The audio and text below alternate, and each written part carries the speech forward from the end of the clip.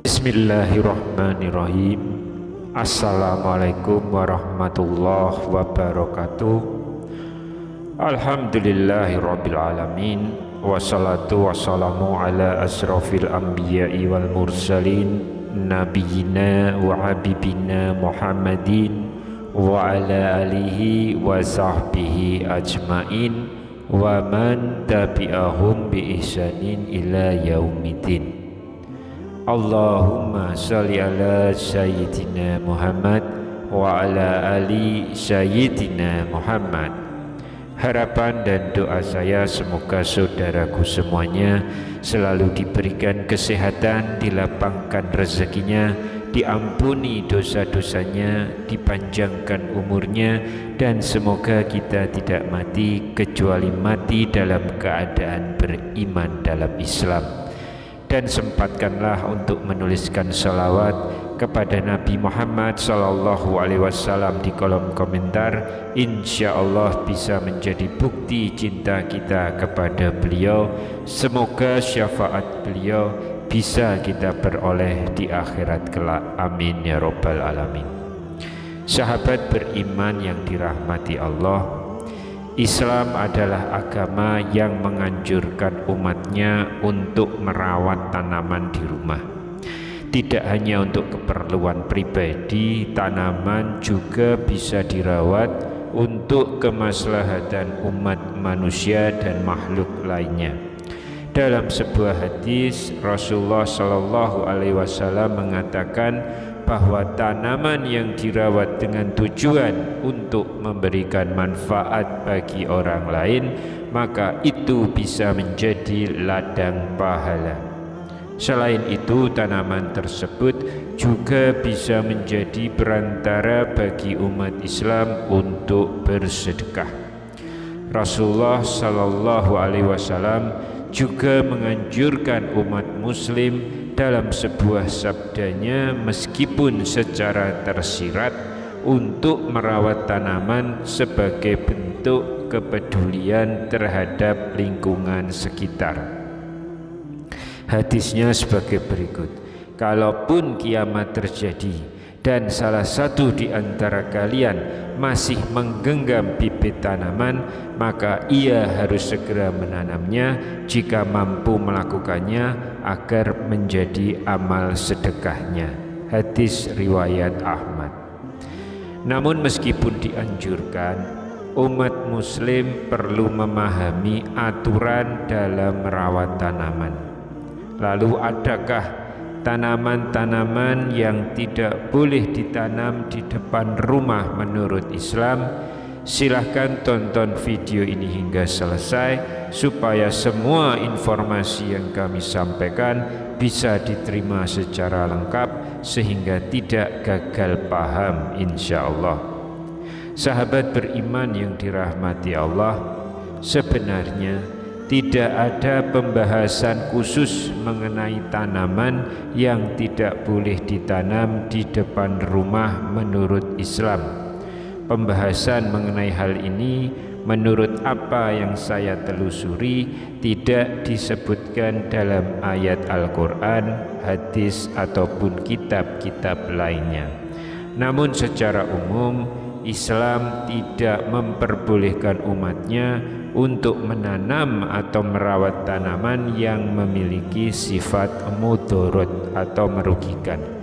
Dan dalam hal ini ada beberapa tanaman yang diharamkan karena berbahaya bagi manusia. Dari beberapa literasi, maka tanaman yang berbahaya bagi manusia itu berasal dari golongan nabza, yaitu narkotika, psikotropika, dan zat adiktif. Adapun jenis tanaman yang dilarang dalam Islam antara lain adalah ganja, buah opium, kannabis atau heroin, dan tembakau. Kemudian jenis tanaman yang beracun dan bersifat memabukkan juga harus dihindari oleh umat Islam. Selebihnya maka umat Islam boleh merawat jenis tanaman apapun yang ia suka. Sejatinya semua jenis tanaman yang diciptakan oleh Allah Subhanahu wa taala adalah baik. Bahkan Allah beberapa kali menyebutkan jenis-jenis tanaman dalam firman-Nya. Seperti berikut ini ayat-ayat Al-Quran yang membahas tentang tanaman dalam Islam. Yang pertama surat Al-An'am ayat 141.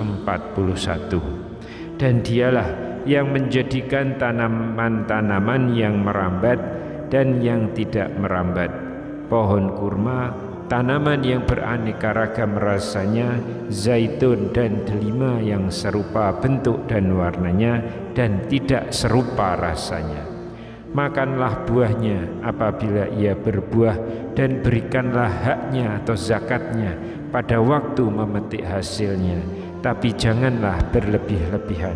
Sesungguhnya Allah tidak menyukai orang-orang yang berlebihan. Lalu yang kedua surat Al-Baqarah ayat 61. Dan ingatlah ketika kamu berkata, wahai Musa, kami tidak tahan hanya makan dengan satu macam makanan saja, maka mohonkanlah kepada Tuhanmu untuk kami, agar Dia memberi kami apa yang ditumbuhkan bumi, seperti sayur mayur, mentimun, bawang putih, kacang adas, dan bawang merah. Dia atau Musa menjawab, apakah kamu meminta sesuatu yang buruk sebagai ganti dari sesuatu yang baik? Pergilah ke suatu kota, pasti kamu akan memperoleh apa yang kamu minta. Kemudian mereka ditimpa kenistaan dan kemiskinan, dan mereka kembali mendapat kemurkaan dari Allah. Hal itu terjadi karena mereka mengingkari ayat-ayat Allah dan membunuh para nabi tanpa hak atau alasan yang benar. Yang demikian itu karena mereka durhaka dan melampaui batas. Surat yang ketiga adalah surat Al-An'am ayat 95. Sungguh Allah yang menumbuhkan butir atau padi-padian dan biji atau kurma. Dia mengeluarkan yang hidup dari yang mati dan mengeluarkan yang mati dari yang hidup. Itulah kekuasaan Allah. Maka mengapa kamu masih berpaling? Kemudian yang keempat, surat At-Tin ayat pertama. Demi buah tin dan zaitun, dalam ayat ini Allah bersumpah dengan tin dan zaitun. Kemudian yang kelima surat Al-Mu'minun ayat ke-20. Dan kami tumbuhkan pohon zaitun yang tumbuh dari gunung Sinai, yang menghasilkan minyak dan bahan pembangkit selera bagi orang-orang yang makan. Jadi demikianlah tanaman-tanaman yang sebetulnya dilarang ditanam di depan rumah tidak begitu diatur menurut Islam. Wallahu a'lam bishawab. Subhanakallahumma wa bihamdika asyhadu alla ilaha illa anta astaghfiruka wa atubu ilaik. Demikian yang bisa saya bagikan pada kesempatan kali ini. Semoga pembahasan ini dapat memberikan manfaat untuk kita semua.